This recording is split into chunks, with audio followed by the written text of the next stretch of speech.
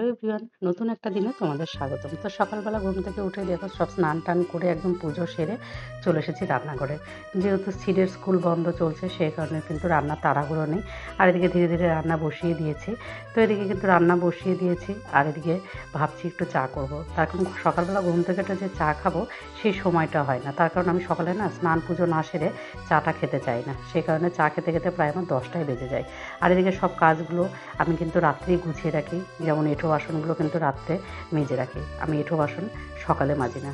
জানো তো এমনি দেরি হয়ে যায়, লেট হয়ে যায়। সেই কারণে আমি এঁঠো বাসন বলো সব কাজ গুছিয়ে রাখি। সকালে আমি সব বাসি কাজ, ঘর মোছা, ঝাড়ঝাঁটা দিয়ে কাপড় কেচে স্নান করে উঠি।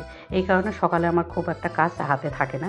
আর এদিকে সিট যেহেতু স্কুলে যায়নি, বাড়িতেই আছে, সেই কারণে কিন্তু ঘুম থেকে অনেক দেরিতে উঠেছে আজকে। তো আমিও ডাকছি না, তার কারণ কয়টা দিন স্কুল বন্ধ পেয়েছে। Good morning. সিটের অবস্থা দেখো, ঘুম থেকে কেবল উঠলো আর এখন বাজে দেখো 11:30। সিট বাবু এখন ঘুম থেকে উঠেছে।